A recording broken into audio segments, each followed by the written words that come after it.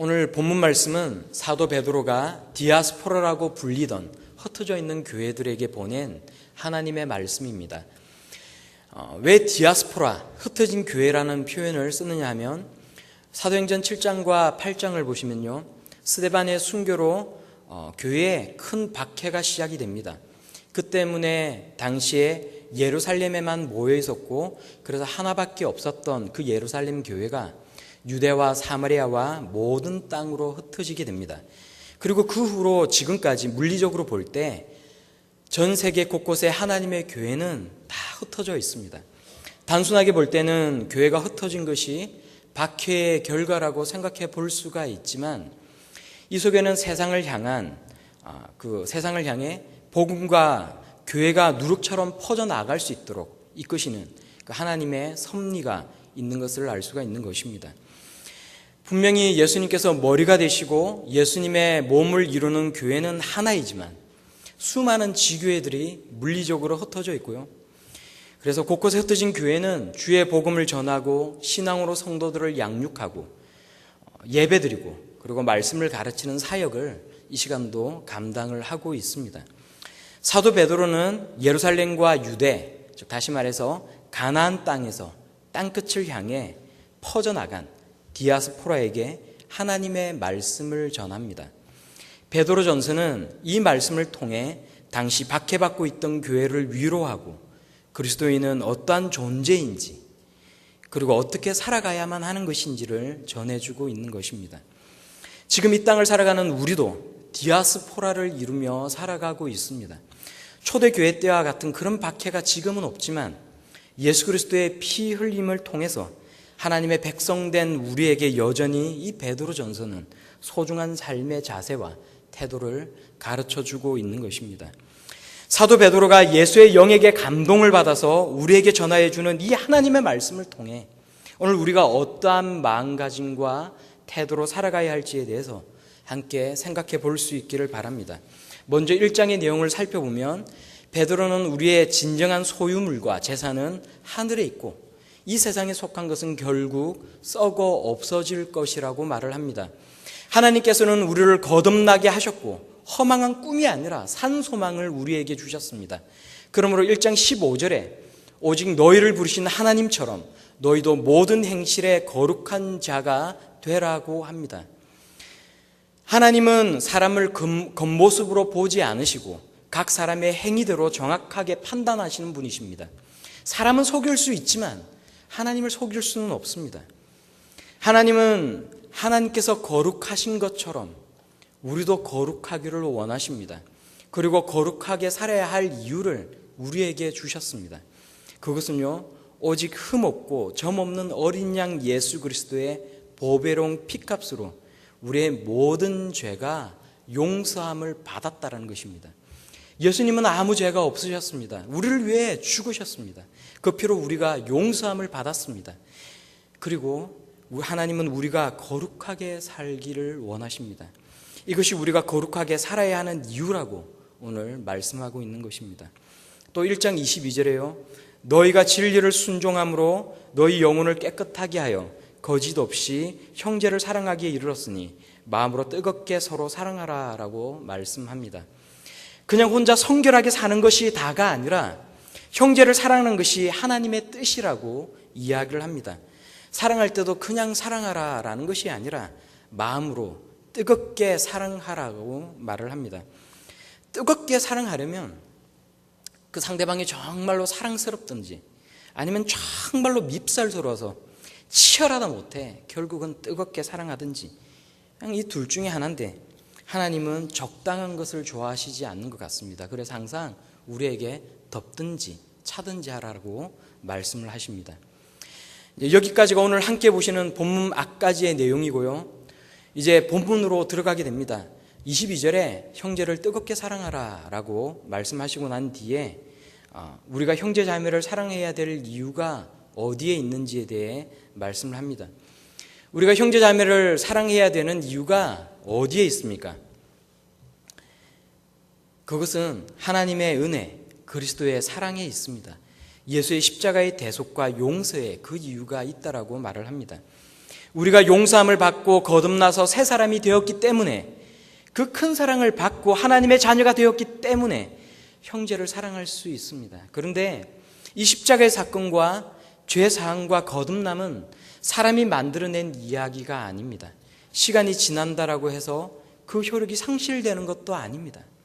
왜냐하면 이 놀라운 일은 바로 하나님께서 하신 일이고, 하나님께서 약속하시고 성취시키겠다고 하신 하나님의 말씀, 성경을 통해 우리에게 주신 것이기 때문입니다. 하나님은 진리 바로 그 자체이시고, 하나님은 거짓말하지 아니하시는 분이십니다. 그리고 하나님이 진리신 것처럼 하나님의 말씀도 진리입니다. 진리는 시들거나 썩어들지 않습니다. 그러므로 모든 육체는 풀과 같고 그 모든 영광은 풀의 꽃과 같으니 풀은 마르고 꽃은 떨어지되 오직 주의 말씀은 세세토록 있다라고 말씀하는 것이 사실인 것입니다. 그런데 베드로전서 1장 25절은 세세토록 있는 이 주의 말씀이 바로 우리가 전해 들은 예수 그리스도의 복음, 십자가의 용서와 사랑이라고 말씀합니다. 25절을 보시면요, 오직 주의 말씀은 세세토록 있도다 하였으니 너에게 전한 복음이 곧 이 말씀이니라 라고 합니다. 이게 소리가 너무 울려서 이게 좀 울리지 않도록 조치를 좀 취해 주셨으면 좋겠습니다. 모니터 스피커 소리를 다 좀 꺼주시고 여기 자리는 좀 낮추시면 좋겠습니다. 예수 그리스도의 보배로운 피로 죄 용서함을 받고 거듭나고 하나님의 자녀가 된 것이 복음이요, 이 복음이야말로 바로 세세토록 있는 하나님의 말씀인데, 하나님의 말씀은 썩지 않는 씨로서 하나님의 때를 기다리고 있다가 드디어 우리가 거듭나도록 싹을 틔웠습니다. 그러므로 거듭난 이후에 하나님의 디아스포라로 사는 우리는 어떻게 살아야 하느냐? 베드로는 오늘 본문에서 그것을 이야기하고 있는 것입니다. 저는 오늘 본문을 일부러 1장 23절에서 2장 10절까지로 잡았습니다.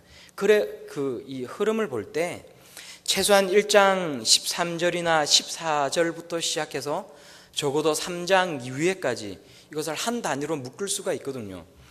그런데 제가 2장 11절 이하에서 말씀하는 것처럼 그 육체 정욕을 제어하고 선행으로 무식한 말을 막기 위해 세상 권세에 순종하고, 또 부부가 서로 사랑하고 이웃을 사랑하고 겸손하고 선을 행하는 것에 대해 말씀을 전하는 것보다는 그리스도인의 마음가짐과 자세에 관한 하나님의 말씀을 더 전달하는 것이 적당하겠다라고 생각이 되어서, 그러니까 윤리적인 세부 목자 사이에 있는 이 본문을 끊어서 일부러 오늘 본문 말씀으로 잡았습니다. 그러니까 단순히 이제 오늘 전하는 말씀이 윤리적인 이야기로 들리지 않았으면 하는 생각에서 오늘 이렇게 본문을 이렇게 임의로 잡았는데, 우리의 삶은 그런 것 같습니다. 우리의 삶은 크게 나누자고 한다면 우리가 거듭나기 이전의 삶과 거듭나고 난 이후의 삶으로 나눠볼 수 있는 것 같습니다. 우리가 거듭나고 난 이후에, 그리스도인이 되고 난 이후에 우리는 어떻게 살아갈 수 있습니까? 선하게 살라는 말씀도 정말 너무 좋은 말씀이고 꼭 우리에게 필요한 말씀인데, 정말 필요한 말씀인데 우리는 어떤 마음으로 우리가 살아가야 합니까? 오늘 본문을 봤더니 베드로는 2장 2절에서 이렇게 말씀합니다. 갓난 아기들 같이 순전하고 신령한 젖을 사모하라. 이는 그로 말미암아 너희로 구원에 이르도록 자라게 하려 함이라. 여기에서 갓난 아기라는 말은 정말로 방금 막 태어난 아기를 말하고 있는 거거든요. 그리고 순전하다라는 말은 아무런 불순물이 섞이지 않은 상태를 이야기를 하는 것입니다. 갓난 아기들이 먹는 초유의 중요성을 제가 네이버에서 이렇게 찾아봤더니, 이제 초유는 뭐 이렇게 초유에 대해서 이렇게 말을 합니다. 초유에는 새로운 세상과 접한 한 생명체에게 꼭 필요한 무기로서의 영양 성분과 평생을 살아가는 데 가장 필요한 면역 성분들이 함유되어 있다, 이렇게 이야기를 해요. 베드로는 사도 바울과는 달리 결혼을 했는데, 이제 그래서 아마 초유의 중요성에 대해 어쩌면 잘 알았을지도 모르겠습니다. 순전하고 신령한 젖을 사모하라라고 할 때 신령한이라는 말은 또 우리가 이 원어 사전을 찾아보면 조금 이 신령한이라는 말이 조금 문제가 있을 수는 있습니다. 이 신령한이란 말은 2장 4절과 5절에 나오는 그 신령한이라는 단어와는 다른 단어가 사용되고 있거든요. 그래서 이 신령한이라고 번역된 단어의 사전적인 뜻은 이성적인, 합리적인, 말의 이런 뜻을 가지고 있습니다. 사람은 이성적인 존재다라고 이야기를 할 때, 사람은 이성적인이라고 할 때 이 신령한이라는 단어가 똑같이 사용되고 있거든요. 그래서 여기서 사용된 이 신령한이라는 단어는 사실 신령한이라는 말보다는 말에, 다시 말씀드려서 말씀의라는 뜻을 가지고 있는 것이 더 적당하다라고 생각이 됩니다. 그래서 순전한 말씀의 젖을 사모하라 라고 번역하는 것이 더 적합하다는 것입니다. 구원받고 난 이후에 그리스도인으로서 모든 악독함과 1절에 모든 기만과 외식과 시기와 모든 비방하는 말을 버리고 마치 갓난 아기들이 걸어한 것처럼 순전한 말씀의 젖을 간절히 원하라 라고 베드로는 지금 말하고 있다는 것입니다. 이것을 순전하고 신령한 젖이라고 사실 해도, 표현을 그렇게 해도 결론은 똑같습니다. 베드로는 지금 영원토록 있는 하나님의 말씀이 우리를 거듭나게 했는데 그것은 썩지 않는 시요 십자가의 복음이라고 말하고 있습니다. 그리고 이 복음의 말씀이 우리를 성장시키는 것인데, 갓난아기들이 그러한 것처럼 순전하고 신령한 젖, 하나님의 말씀, 주의 복음을 간절히 먹기를 원하라고 이야기를 하고 있는 것입니다. 신령한 젖, 말씀의 젖을 사모하면 2절 하반절에 우리가 구원에 이르도록 자랄 수 있기 때문입니다. 구원에 이르도록 자란다라는 말은 천국에 가는 것, 죄 사함을 받고 구원받는 것을 말하는 것은 아닙니다. 그러니까 우리가 구원에 이르도록 자란다라는 말은 우리의 구원이 우리의 어떤 삶의 좌우가 되어서 우리가 하나님의 말씀대로 잘 살아야만 구원을 얻을 수 있다라고 이야기를 하는 것이 아니라 다른 말을, 그러니까 성화의 삶을 이야기하는 것이거든요. 왜냐하면 이 말이 1장에서부터 이미 우리는 보배로운 예수의 피로 구원을 얻은 성도라고 이야기를 하고 있고요. 또 바로 밑에 2장 3절에 너희가 주의 인자하심을 맛보았으면 그리하라, 말씀의 젖을 사모하라 라고 말하고 있기 때문에 그렇습니다. 주의 인자함을 맛보았다라는 말이 의미하는 것이 무엇입니까? 그러니까 복음을 알고 이미 구원을 받았다는 말 아니겠습니까? 우리는 주의 인자하심과 사랑으로 1장 17절의 말씀처럼 우리 하나님을, 주님을 아버지라고 부릅니다. 주의 은혜로 우리는 예수를 보지 못하였으나 사랑하고 있습니다. 그리고 기뻐합니다. 1장 8절과 9절의 말씀처럼 믿음의 결국 곧 영혼의 구원을 받기 때문입니다. 그러므로 구원에 이르도록 자란다라는 말은 우리가 성화를 이루어가는 것을 이야기하는 것입니다. 베드로는 이제 순전하고 신령한 젖을 사모하는 것, 순전한 말씀의 젖을 간절히 원하는 것을 다시 풀어서 4절과 5절에서 두 가지를 이야기합니다. 첫째로 4절에 사람에게는 버림바가 되었으나 하나님께는 택하심을 입은 보배로운 산두르신 예수께로 나아가라라고 합니다. 순전한 말씀의 젖을 사모하는 것, 순전하고 신령한 젖을 간절히 원하는 것은 첫째로 그래서 예수께로 나아가는 것입니다. 우리는 순전하고 신령한 젖인 복음의 말씀을 사모해야 되는데 이것은 먼저 예수께로 나아가는 것으로부터 시작합니다. 예수께 나아가는 것은요, 일상 속에서 늘 예수 그리스도를 생각하는 것으로 나타납니다. 단순히 우리가 하나님 앞에 예배를 드리고 기도를 드리는 것, 성경을 묵상하는 것만을 의미하는 것은 아닙니다. 히브리서 3장 1절은요, 그러므로 함께 하늘의 부르심을 받은 거룩한 형제들아, 우리가 믿는 도리의 제사장이며 사도이며 대제사장이신 예수를 깊이 생각하라 라고 합니다. 다윗이 그랬던 것처럼 매 순간 하나님을 의식하고 살아가는 것, 그것이 예수께로 나아가는 것입니다. 사도 바울은 에베소서 3장 17절에서 믿음으로 말미암아 그리스도께서 너희 마음에 계시게 하옵시고 라고 합니다. 우리의 심령 가운데에 예수께서 계시고, 그래서 우리가 늘 하나님을 의식하고 살아가는 것, 믿음으로 예수님을 바라보고 의지하는 것, 그것이 바로 예수님께로 나아가는 것입니다. 하나님을 의식하고 살아가는 것은 하나님과의 관계에서만 중요한 것이 아닙니다. 사람들과의 관계에서도 하나님을 의식함으로 범죄치 않을 수가 있습니다. 그 사람을 사랑할 수도 있고요, 하나님을 의식함으로 그 사람을 용서할 수도 있습니다. 적어도 하나님을 의식하고 예수님의 그 십자가의 사랑을 생각함으로써 그리스도인의 모습을 지키고 성화를 이루어 나갈 수가 있는 것입니다. 사람의 관계란 것이 늘 그렇지 않습니까? 좋을 때는 한없이 좋고 모든 것을 다 줄 수 있을 것 같지만 사람의 관계란 것이 한번 틀어지기 시작하면 그와 같이 그 같은 원수가 없거든요. 근데 이제 그런 관계 속에서도 내가 저 사람을 사랑할 수 있는 것, 그것은 하나님을 생각하는 마음이 있기 때문에 가능한 것이 아닌가라는 생각을 합니다. 구체적인 우리의 삶 가운데 일어나는 일들을 생각해 보면 굳이 제가 일일이 열거하지 않더라도 대인관계 가운데서 우리가 늘 어려움을 당하는 것인데, 그럴 때마다 우리가 그것을 이길 수 있는 것은 하나님의 은혜, 그리스도의 십자가의 복음을 생각하기 때문이고 늘 우리 마음 가운데에 하나님이 계시기 때문인 것입니다.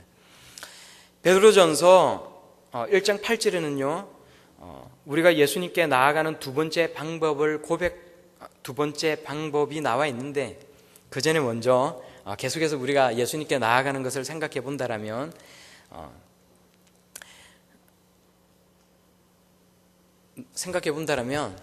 우리가 늘 하나님에 대한 사랑을 고백하는 것을 우리가 떠올려 볼 수가 있습니다.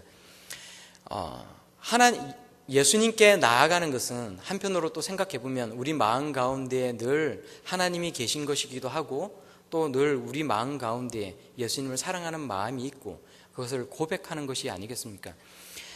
예수님에 대한 우리의 마음을 고백하는 것은 직접적으로 예수님을 사랑한다라고 고백하는 형태로 나타날 수도 있고요, 또 그것이 찬양을 부름으로써 그 찬양에 대한 고백이 나의 고백이 됨으로써 또 그런 형태로 나타날 수도 있고, 또 찬양을 들음으로써 나타날 수도 있습니다.